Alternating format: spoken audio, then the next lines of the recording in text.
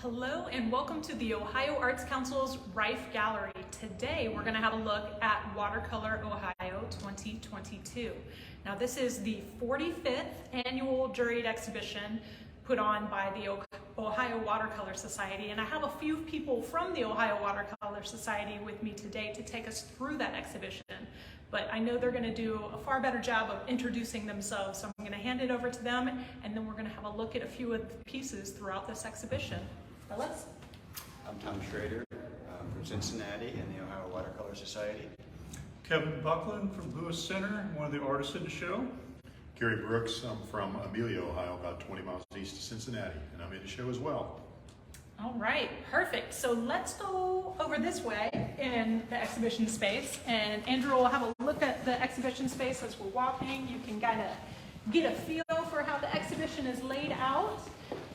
And I think we're going to start with Sharon, right? Sure. Right. All right, so we'll get on over there, and Andrew will get a nice tight look at the work, and then these fellows are going to tell us why this work is in here and why it's so important.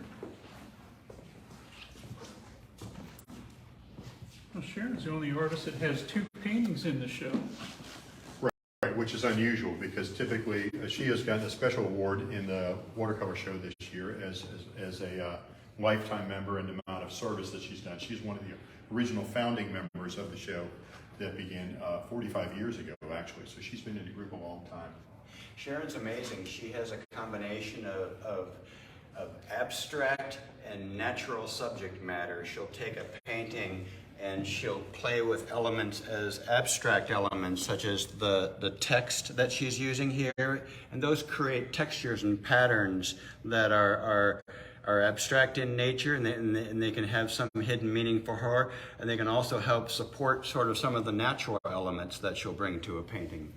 I really enjoy how she's taking something so simple as just a flower bed and created the textures and all the energy with the line strokes and the boldness of her brush. It's just a beautiful painting with the colors and textures. One of the things that drew me to it initially, when you're standing across the room, you could be 15, 20, 30, 40 feet away from this painting, and the striking color combinations with that warm yellow on the top, contrasting with its complement at the bottom with the purples, and then mixing those two colors back and forth. And then it draws you in because then you start to see, as Tom was talking about, there's some words scribed into there. There are numbers stenciled into it. And you're like, what is the meaning of all this? So it has several layers of meaning into it, which really draws the viewer into that piece of work. It's really a stunning piece of work, really typical of the kind of work that Sharon does. And the viewer can interpret what they'd like, from the piece. There's a story in there somewhere. So another thing that you all mentioned when we got started is that Sharon is the only person that has two pieces in this exhibition, and there's a reason why. Do you all want to chat about that? Exactly. Sharon is this year's recipient of the Jim Brower Lifetime Achievement Award. So each year there are a number of people nominated by basically the trustees of the organization to determine who has been of most service over the past number of years. Often it's a founding member, but not always. I mean, there are 45 years ago, not all the founding members are still around. So Sharon started as a young artist, and she has a little more years on her now. But she does fantastic work. She teaches locally. So she has been an officer in the organization. She has organized shows like this before. She's anything that you've asked her to do as a member of the organization, she has done. So the members who vote on that recognize the amount of work that she has done, in addition to her the number of years that she's been into the show. So that was part of the criteria that we looked at, and so that is why she has two pieces of the show, and then one of the pieces, the second piece over here, has been donated to the permanent collection for the Ohio Watercolor Society. So that will stay in the collection in perpetuity. That's quite an honor. It is quite an honor. Well, and again, playing off of her usual themes of stenciling, layering of different types of textures, using the natural elements of the bird, which in this case is the theme for this painting, But she's just a masterful control of layering the various techniques and textures to create the composition. She's very consistent, from painting to painting, and you'll see that in more mature artists. I think you'll see a consistency in their work and their style. And artists do evolve over time, but and they're constantly changing. But she has a beautiful, consistent look with her work. The approach that she takes with this is, because we'll talk about a lot of different approaches to watercolor, which you'll see lots of representatives, but lots of colors are put down and then moved around and then scrubbed on and then scratched into and then layered on top of with stencils and then more scratching into it. So it's a very active and vigorous process. It's not someone who's just sitting there doing, la-di-da, la-di-da. They are really actively almost attacking this work in a thoughtful manner to get that final end product. It's a beautiful piece of work. It really is. Wonderful. So speaking of mastery of handling of the medium, I would love for us to pop over here and talk about Fred's work. Let's do that.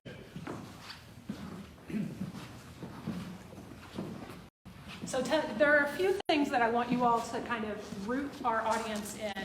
There are things that are just absolutely normal, regular for you all. You think it's assumed knowledge because you've been working with it for so long. But for those that are not familiar, let's talk a little bit about surface.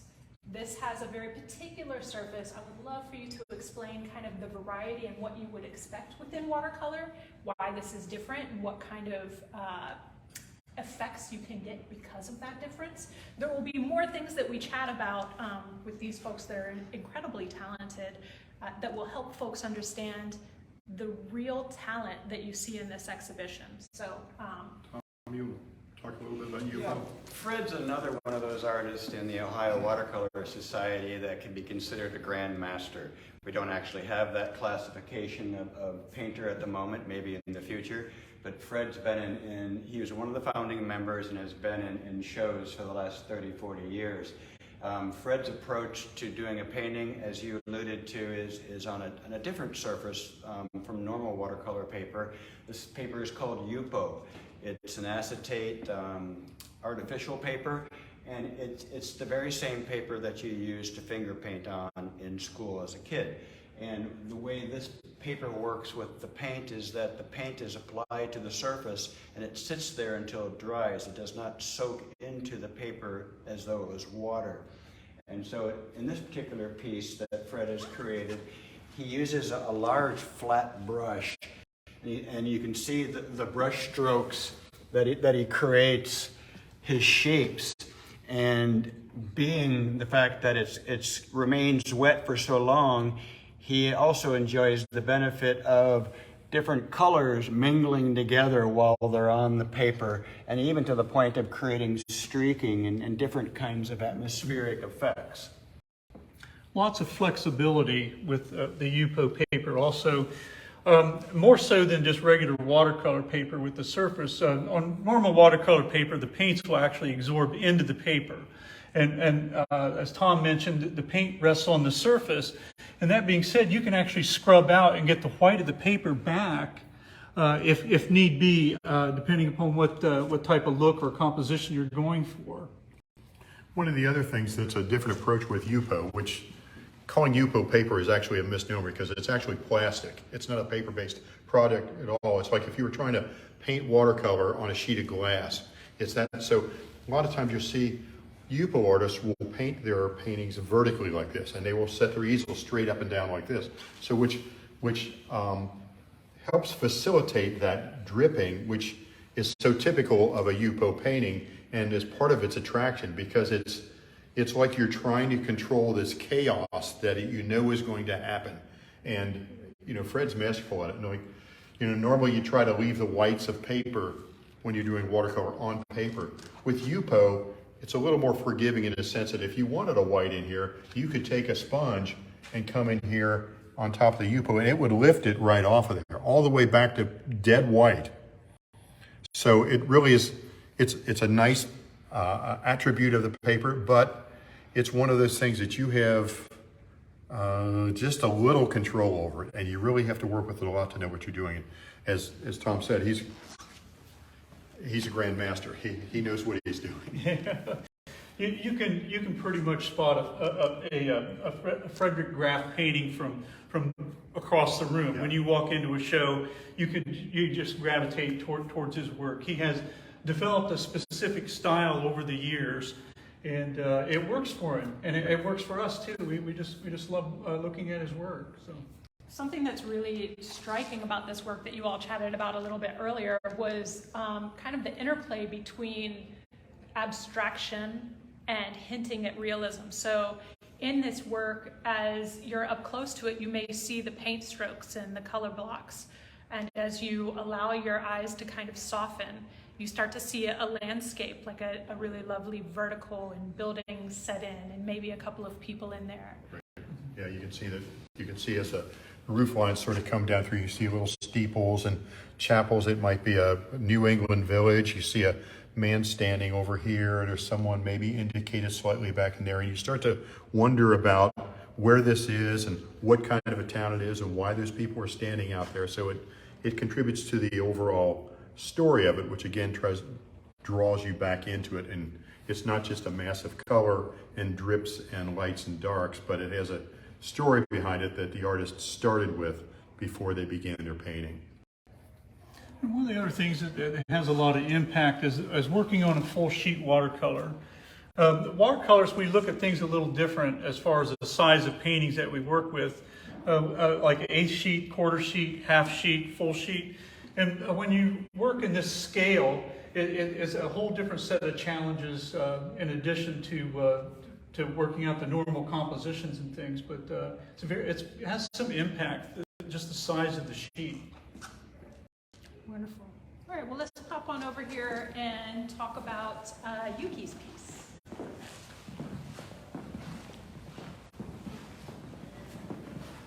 And on this one, I would love for you all to, again, root our audience in a couple of the different techniques that Yuki is using here and how you might get those, like what's happening with the paper, what's happening with the paint, what's happening with the paintbrush, just to help them better contextualize the real talent that it took to make this work. Sure. Whereas in Yupo was a dead flat smooth surface, this paper that Yuki uses is either a rough or a cold press paper that has rough is rougher than cold press, but the idea is that she can take a loaded brush, come across and creating a shadow, and when the brush loses its pigment, it can become part of the texture. The subject matter is architectural, and this particular building in the streetscape is fraught with detail. However, she doesn't need to show all the detail with small brushwork. She can suggest it with just simple dry brush techniques that just sort of, it suggests a texture, it suggests detail within the window, and your mind is able to, create the detail for itself. And it's very, very successful in that regard. I just love how she handles her shadowing with the warm and cool, breaking up some of the colors within the shadowing, and that makes it very interesting. And for artists, that's a sign of experience right there. When I see this type of work, she's done this many times, and she's very, very good at it. I love the edges, the light and the dark edges with the contrast. And again, she's established a foreground, middle ground, and background with the real subtle areas back here, just pushing the perspective. And the very simple lines and things just kind of add to the depth of the painting, which is pulling the eye into it. There's not a single area where your eye would lead the painting here. It's very skillfully done. And you can spot a Yuki Hall painting a mile away, actually. She's so very good at her architectural work. Going back to the dry brush technique to kind of further elucidate what goes on through there. So when you're doing a dry brush, you're dipping your brush into the water, squeezing most of the water out of it once you've dipped it into your paint. And as Tom was saying, you could start with your brush with some paint in it, and as you drag across the canvas, it loses more and more. You think about the time when you're painting the wall in your house with a roller, and the roller runs out of paint towards the end. It sort of gets a little looser and then it starts losing all of its color. That's pretty much exactly what dry brush is. Some people even take the brush, dip it into paint, and then they squeeze it out, they put it on a paper towel, they try to get as much water as possible. And they're doing this on a dry sheet of paper. As some of the works that we'll talk about are done on wet paper with wet pigment. Dry brush is a completely different technique, and it's used very effectively here in As Yuki's you're saying, painting. this area here that Kevin was talking about was a wet on wet Exactly. technique, because you can see the reds and the blues mingling on the paper to create some beautiful reds, blues, and purples that make up the shadow. It's not just a bland, gray shadow or what have you. Shadows are made up of colors. Right, it really brings life to the painting, because a lot of times beginning painters particularly, when they see a shadow, say, well, shadows are dark and they're black, so they just paint these black shadows, which deadens the painting. And she has wet this area down, almost the entire painting, and then put a little bit of blue in here, a little bit of red, a little bit of yellow, and then tilted the paper around and done all that manipulation of the page itself to get the colors to stay where she wants them to stay. So, that's a master at work. And composition-wise, with your horizon line here, you notice how all the heads line up along the horizon line. That's very important. A lot of artists miss that. Your experienced artists would know that's how it should be. So there are a couple of things that you all chatted about earlier that I would love for you to talk about again, which is atmospheric perspective and how she has organized color in a unique way that captures and keeps your eye. So if you could chat about those two things, because they show up in artwork that we're going to see later too. Well, the atmospheric thing, it's a time of day. A lot of times we're taking reference photography. We don't have the luxury of the time of day. And you can make things up as an artist. It's your world. You can create whatever you want. And this is beautifully orchestrated with color, with the warm and the cool. This is kind of like the golden hour, and it just so effective. It's beautiful. It just glows, and a lot of times it's hard to achieve that glow. But that's what all watercolors are striving for: is this beautiful glow. Well, Go ahead, Tom. no, I was going to say the other aspect of watercolor, which differentiates it from opaque paints like oil and acrylic, is that the level of water mixture with the paint allows you to do something. So this might be the same color as this, except this has a lot less pigment and more water in it, so it's thinned out, as if you would. And so you're able to do things in a very thinned out application, and then with heavy saturations of pigment, take the same color and do it darker. And so you can modulate between a whole range of different colors within the same color just by the amount of water you add. When we think about that atmospheric perspective, typically, I mean, if you liken it to the functions you have on digital cameras anymore and on phones, where they have the soft focus thing, but typically things in the foreground here are going to be much more vivid in color, much more defined, and as you go, say, to this middle area, they're a little less defined. You can tell these are cars, but even these aren't as distinct as these here. And then you get to this back here and you say, well, that's probably a car because it's a similar shape. And then you get to this very faint building way back in the back. That's that sense of that atmosphere. Like if you're looking at a mountain range, you see the mountains closest to you are fairly dark, and then ones behind them get a little lighter and a little lighter. And that's what we think about as an artist when we talk about atmospheric perspective. Wonderful. It's a beautiful So piece. things up close have more contrast and more chroma, so deeper hues of color. Yeah, and often more detail as well. That's right, that's right. And And generally then, warmer in color, a little warmer and cooler as it pushes back, especially in landscapes. yeah, wonderful, Yeah. perfect. All right, come on back. We're going to talk about some more. How about this piece here? On the title wall.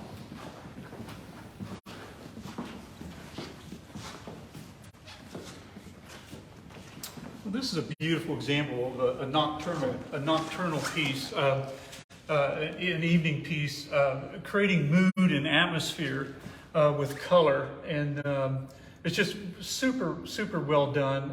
And I think, we talked earlier about the focal point being towards the center, a little darker towards the outside edges, and it kind of keeps the eye into the composition, which is nice. And there's a story within a story with the people. Right. Yeah, one of the things is we talked to the juror for the show, Pat Masuk. She talked often about one of the things that attracted her, aside from the color, the composition, was what was the story that was being told. And she talked specifically about this piece and thinking about, so you have these line of people who are getting ready to go to a show of some sort or a bar, not exactly certain what's going on here. So they're all kind of focused on getting in this door right here. But this lady here, she's not focused on it all. She's looking off in the distance. So what is she looking off at? Is she waiting for the bus to come? Is she waiting for someone to pick her up? Is she homeless? So that was part of the story that the judge kept coming back to. She says, I kept wondering why it was that she was there by herself and what was her story.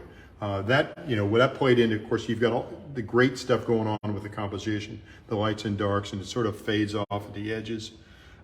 This kind of nice illumination of the soft focus from that nocturne. It's just great.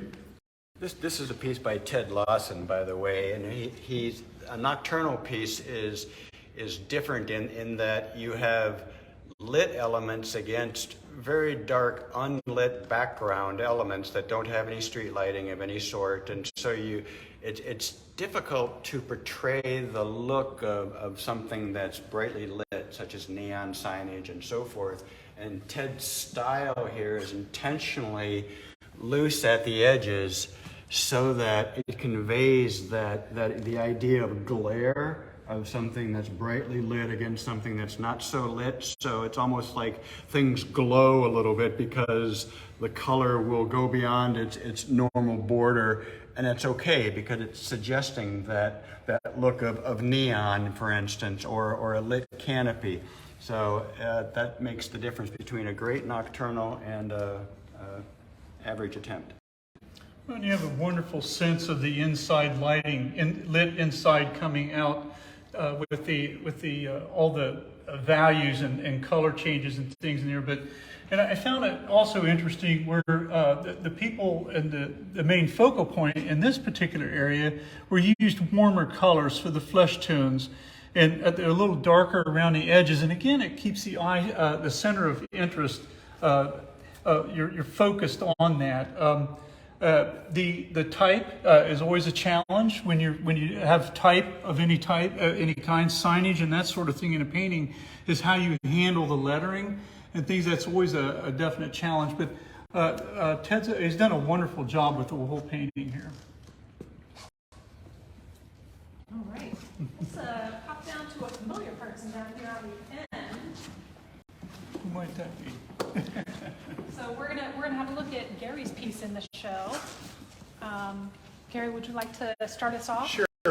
This is a watercolor that I did, and it's pretty much all done with the dry brush technique, and it's also done on what's known as a hot press watercolor paper, which rather than having a textured surface means it's basically when the water comes out of the soaking bins, it is put through two hot rollers, and it gets a very slick surface, almost like typing paper. So it's not very absorptive, so paint tends to lay on top of it in a manner, I guess, more close to Yupo than regular paper. It doesn't soak in much, just a little bit. So this is a full sheet, and I guess I would refer to this as an autobiographical still life. So all of these objects in here are toys and objects that I've collected going back to many, many years ago. So, and they're things that have meaning for me. I mean, this was a gift from my aunt. When I was a child, I saw it in her garage, and she said, "Oh, you'd love to have this treasure chest." And I played with that, and then I got Horrible Hamilton back in the day, and I loved that drawstring toy. And this fire truck was a toy of my brother's that he would never let me play with. Interesting story about the banner. I'm from outside of Cincinnati, and the Reds, of course, one of the great ball teams of all times back in the 70s. The day when I was talking to the juror, Pat Masuk, was the day after the Super Bowl when the Cincinnati Bengals had lost to the Los Angeles Rams, I believe it was. And she was like, "Oh, this is going to be great." And I went, "No, I live in Cincinnati." She goes, "Oh, that's right."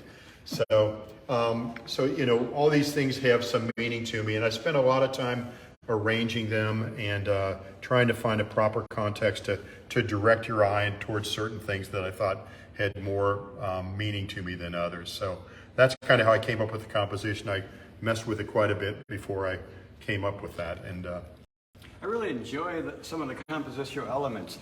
Gary, as a friend of mine, I'm aware of the fact that he enjoys putting windows into his paintings. Now you'll notice that there is no window in this particular painting. There is, however, the shadow lines from a window where the light source is coming through a window. So you see the shadow lines of the window mullions creating part of the compositional elements. You know, the diagonal that is opposed to the diagonal of the pennant, and both of them kind of take you into the center of the painting, whereas the perimeter of the painting is not focused as much on detail, allowing you to kind of wander back and forth, you know, to the interior of the painting through the various elements that all, you know, play together. I think you find that when an artist has a personal connection to the elements in the painting, they're really going to pour themselves into it big time. And I think that's what Gary has done here. You can feel the emotion and the interest that he's had and how important that these elements are to him. Well done. It's a beautiful piece. thanks. Yep. And he got OWS Bronze Medal Award winner for the piece. Yay! Yay! Good. So to juxtapose that, let's come over here to a piece that takes a very different approach to their watercolor.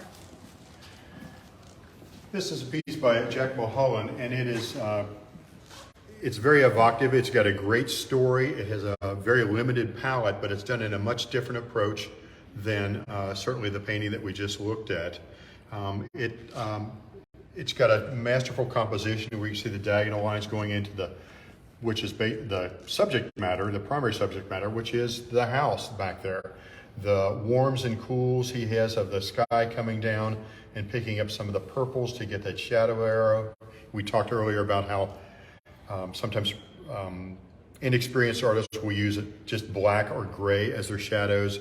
When adding color, your shadows really adds life to them and makes them of high interest.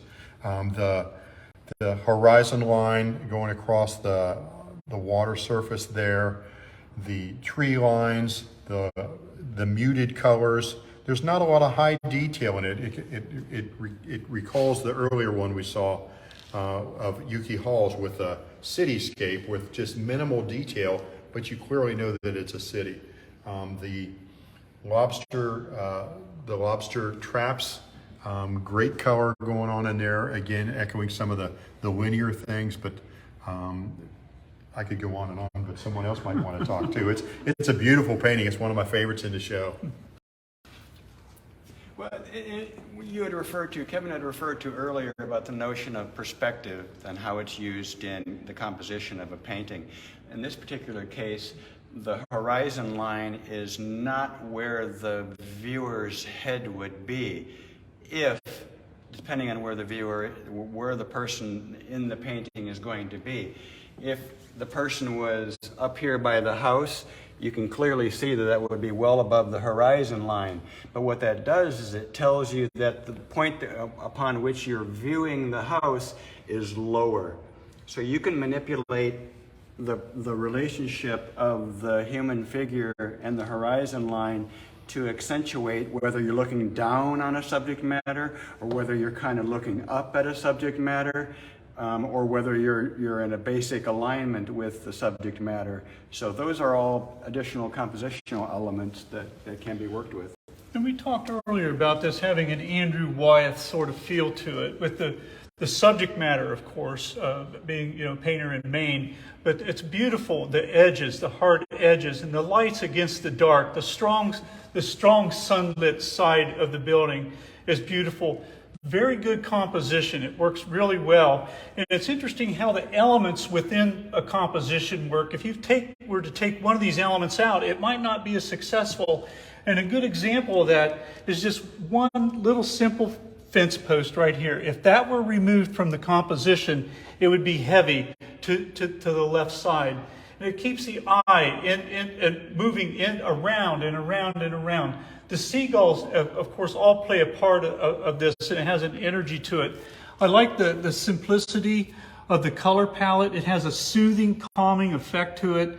The flowers, it's just very well done, right down to the thought that was put into how they signed the painting, and the colors that they used, and the size that Jack decided to sign his signature on that.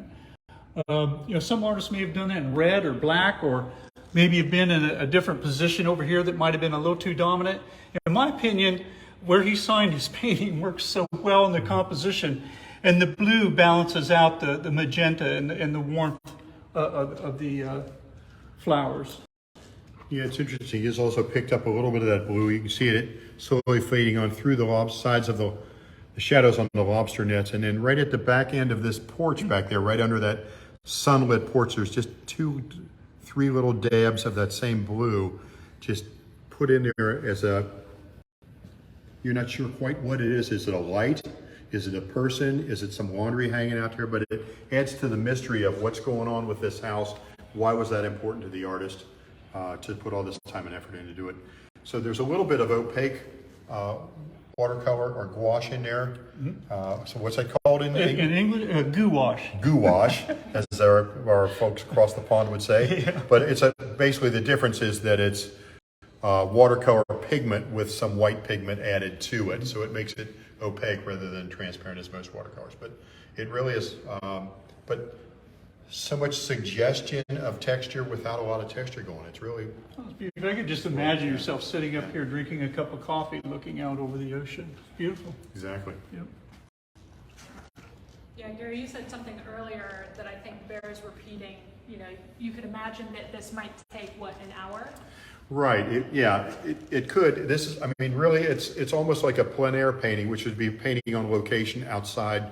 You take a palette and you just start painting what you see. So this could be almost for some painters, this would be a study for a more finished work. This is one of those paintings that the simplicity of it belies the technical mastery of the artist. Because you look at it and you go, well, how long did that take? Here's a wash down here, here's a couple lobster nets, there's a little block up here, we threw some, it's done. But to get that done at that level takes, as we say sometimes in the trade, it takes, 10 minutes and 40 years of practice. So to get that level of understanding of color and composition and detail or lack of detail and placement of objects is just, it's very fresh. It's not overworked. There's not a single area, in my opinion, that's overworked in this painting. No, not at all. So there's been a lot of thought put into the composition and technique. You can tell this artist has a lot of experience with this type of stuff. It's very nice. Yeah, if that were a coffee table book, I'd buy it. There we go. Yeah, there you go. Excellent. Well, let's come around the corner and have a look at a couple of other pieces. You can see how it's set up. You have to come and see the work in person. That's also, we can't make it to all of the pieces, but we're going to give a few chats. So.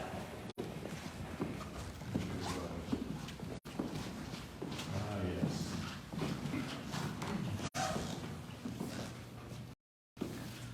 Your good friend? Well, yes, Christine is a friend of mine. She is killing it in the show world these days with her gestural figurative paintings. I don't know of anyone who is so good at capturing a gesture or a pose of the human figure and the emotion that pose communicates back to the viewer.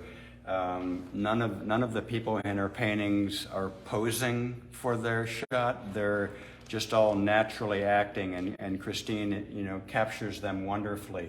And the other aspect to her paintings is the freshness and application of her layers. She doesn't blend in her colors per se, that she will craft the layers of the colors of her skin tones, of everything. And you can see it if you get very close. It appears to be very rough and gestural, but then when you pull back, it all pulls together just beautifully, and she's a master. And she's from Fredericktown, Ohio, a little town about an hour north of Columbus. I find that the energy that's placed into this, and there's a story to be told here too, and it's up to the viewer to interpret what is so funny about this. But she's captured that expression, that emotion that a lot of artists strive to have in their work.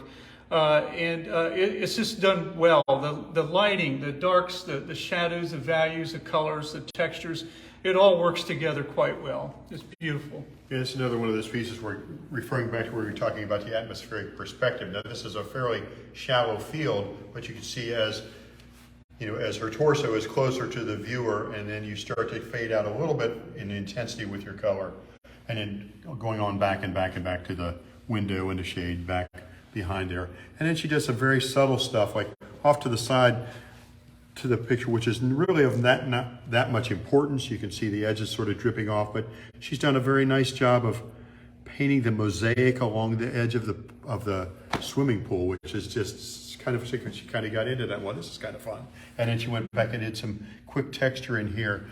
But one of the things that's so wonderful about her figure paintings is that she's so confident about when she puts a color down. She just knows whatever I put down, I'm going to be able to make it work. Even if I put it down and that's the wrong color, I can make it work because I've had so much experience with it.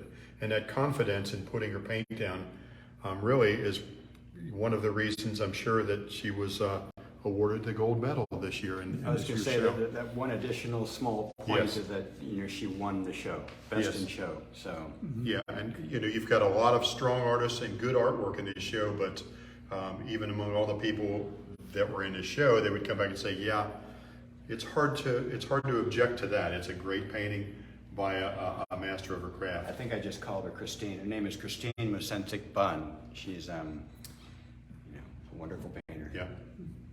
So you got to come see it. Yeah. So let's actually come around this corner and talk about another artist that we have here. Kevin, you want to set us into the stage and talk a bit about this piece? Yeah, well, this is a piece that I created, transparent watercolor, half sheet size. This was before the pandemic. My wife and I took a trip with our little teardrop camper up to Bar Harbor, Maine, and this is the big park up there. This is what I observed one morning standing there with a cup of coffee in my hand. And you never know where inspiration comes from, as an artist. This was certainly one of those moments for me in creating this piece. On that vacation, my wife and I took a little over 2,000 photographs, and out of 2,000 photographs to work from, I only found maybe 7 or 8 worthy of a painting, and this was one of them. And of course, the sunrise really attracted me to it. And again, trying, with my compositions, I'm trying to, in a landscape or seascape, trying to establish a foreground, a middle ground, and a background. And again, I do that with more detail to the foreground, a little less as it pushes back, and a little less yet. But if you come down and look at the painting live and in person, you'll see a lot of layering going on with some shadow or some glazing of color. There's a lot of real simple, very soft, subtle colors that are I was trying to achieve in there. And watercolor is one of those mediums that is fantastic for that type of an effect. I enjoy the mixture of warm and cool in this painting. The warmth as it's carved out of what is otherwise a cool landscape of water, sky, and trees really helps set up the primary interest of the painting.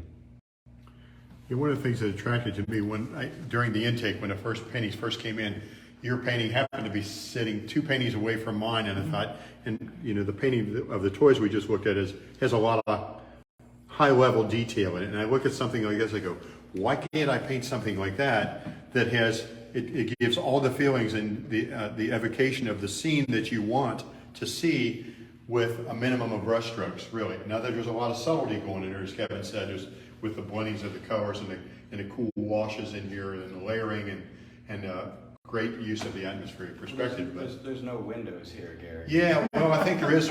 Well, he's looking out a window, I think, with his cup of coffee. So, yeah, that might be it. But yeah, it's a beautiful piece. So, Thank you. well Thank you done. very much. Really like it. All right, well, let's pop on over here since we have this pattern of going between highly detailed and looser. Let's come back over to a really tight, highly detailed piece. Okay. This piece is by Chris Krupinski. Chris Krupinski is literally one of the grandmaster watercolor artists in the world. She travels around the world to various shows and does, great work in all the national shows of this country as well. She's a graphic designer by training, and she composes all of her paintings that she does with fabrics and fruit and so forth. Now, Chris would tell you that the subject matter for her is irrelevant. She is, even though this is a realistic painting, she would tell you she thinks like an abstract artist. So to her, it's not important whether she chose an apple and some grapes and the quilt. What's important to her is the shape of the apple, how they're composed in the painting with the lighting, and she thinks about all these aspects. For instance, the large red apple, she would tell you that, well, there's too much area here to convincingly show it's just an apple, so she had to add the sticker to give it some detail and to help break up the color of the area. I particularly enjoyed how she handled the reds. Red is such a dominant color, and of course a warm color, but she's modulated the red throughout the whole composition, and it kind of pulls your eye. She's got a beautiful way of moving the eye throughout the painting, and a really great designer and artist can manipulate the viewer by working with color and composition, and she has certainly done that. And I love that S. It's one of the traditional compositions for a fine art piece, but she's handled this really well. I've enjoyed that a lot. One of the things I saw at a presentation that Chris had done at one point in time with the Greater Cincinnati Watercolor Society was how she comes up with her compositions, and she will take the objects that she's determined, the fabrics, for example, she will do research on them to determine whether there's some link between that particular fabric or that particular quilt with the subject matter, and often there is. And like this may be a farmhouse quilt, and if she picks the particular fruits or vegetables to lay out on that. Sometimes it's color, but then she will set those up in a still life, set up some studio lighting, and she may take a couple hundred different photographs of that, changing the lighting, changing the angle from below the table to above the table. She typically tends to take a bird's eye view, which is looking down at kind of an oblique angle when you see Chris's paintings. Like if you go to 100 shows and there's a Chris Krupinski painting 70 feet away from you, you can look across the room and say, this is a Chris Krupinski painting. They have that much similarity in terms of their visual impact, but the boldness of the colors and the composition, she's a grand master. I think her graphic design background really, she really is pulling from that experience into her compositions. And how she plans. Everything is not left per chance with the elements that she's using. Everything has its place, it relates to another element within the composition, but it's very well thought out. Yeah, it's interesting how she, just little, the colors that they pull from one to the other side, and then you can see there's just a little bit of it reflecting in the bottom of this particular, on the handle of the picture here. So it's reflecting that piece of the quilt way over there, and this color is reflecting up there. So there's so much.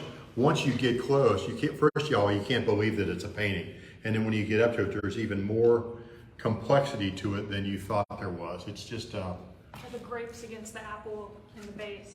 Yeah, the reflective color is wild. Yeah. Yeah, exactly. Yeah, down in through here. See the grapes reflect on the side of the shiny apple, and there's no accidents happening in here. It's all deliberate and planned. That's correct. Next let's have a look at a couple other ones. I know you had some in mind. Yeah, I had one that was another Yupo piece that I thought was a little bit of different approach from the way Fred did his earlier. You know, earlier on, Fred's piece used a large, like 1-inch flat brush to do a lot of giant gestures of color, and he, as he laid out his entire painting.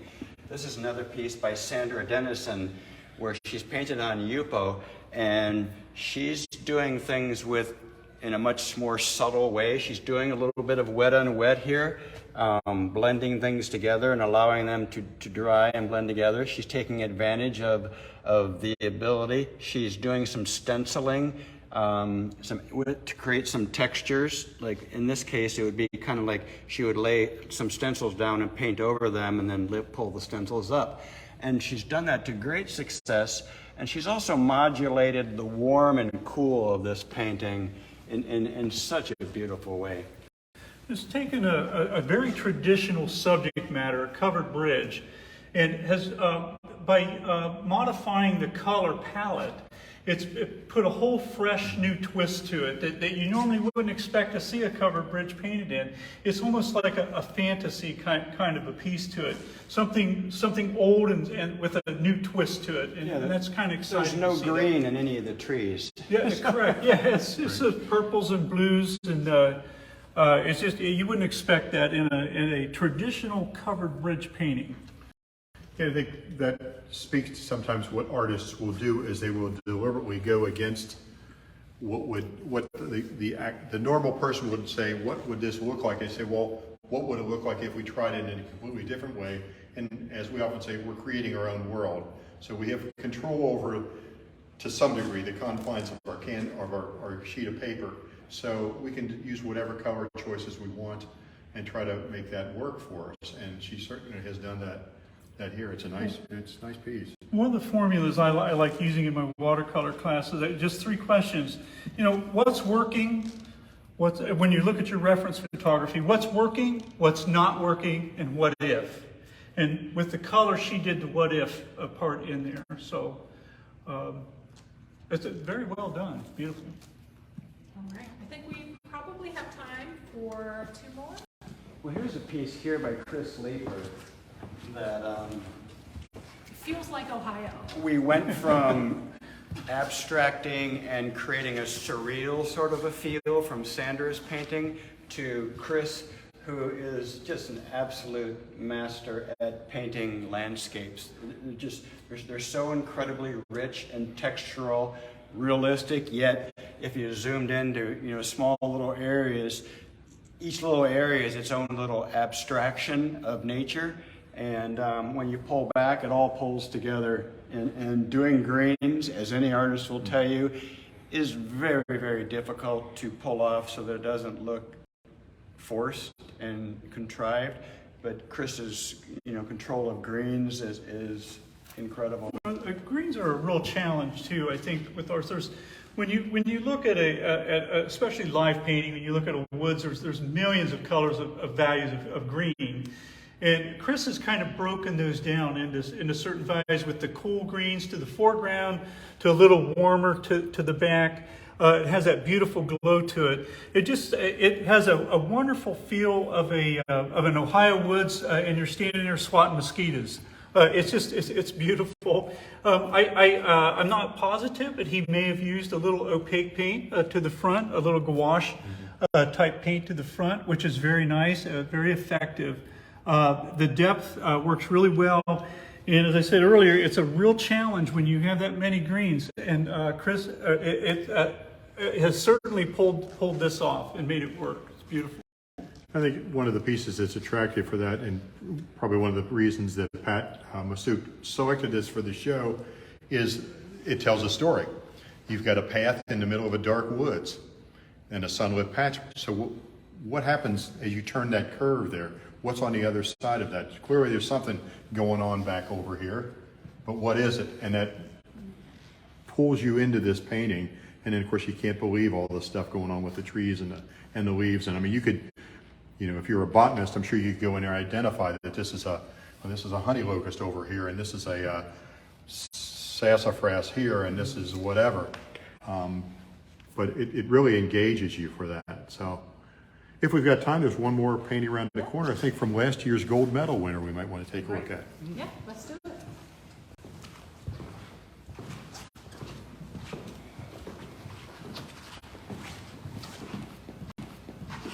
This is a piece here from friend Tom Schroder, last year's gold medal winner. You want to tell us about your painting, Tom? My approach in subject matter is, as many artists, is what interests you. What is it about your immediate environment that captures your attention? And so I always refer to going out and looking for things to paint as hunting. I try to hunt and capture images that I can take back home with me and turn into something. Well, this was no different. I captured this gentleman waiting for the bus, outside of the window from the office where I work. And what struck me about this particular view was the patterns and the elements that the patterns created. You have such a strong vertical domination of the elements all the way to the trash can and through the power equipment in the background. And there's the pattern of the chain link fence. There's the pattern of the rust melting down over the concrete wall. There's the pattern of the shadows that the tree branches cast on the sidewalk. And then the pose and the calm of the figure. That just struck me. In the middle of all this chaos, you have a gentleman who's just calmly waiting for the bus. And I just found that so fascinating, and I wanted to kind of, see what I could do with playing up the composition of his day. I really like the warmth with the cross, how the composition works with the flesh tones, the beautiful warm flesh tones, the horizontal warm, and the cooler patterns out towards the outside. I think that really pulls you in. And plus just a slight warmth of burnt sienna and colors around the outside. But I like the concentration of the warm color towards the center. I think that works really well. Yeah, the white of the cloth draped across of his t-shirt, probably draped across the bike saddle. It really pulls your eye right to the center of the interest of the painting. The limited palette, I think, really helps pull the whole thing together. In thinking about, and I like painting detail, but thinking about painting in between each of these little chain link things there is, that's a lot of work. Challenge. Yeah, very challenging. Well, the good news is that no one can tell where I made a mistake. Uh-oh, there's no mistake on that. Only happy accidents. Very well done. Folks, this is just a taste of the 61 wonderful pieces in this exhibition. You'll have to come and have a look for yourself. Again, this is the Ohio Arts Council's Rife Gallery, and this is Watercolor 2022. We have plenty of wonderful free programming. We have 5 artist talks, a friends and family workshop, a creative writing workshop. You can get those all at rifegallery.eventbrite.com. I want to take a moment and thank the governor, the legislature, the Ohio Arts Council's board for all supporting the Ohio Arts Council, this great space, and of course, Ohio artists. Thanks and have a great day.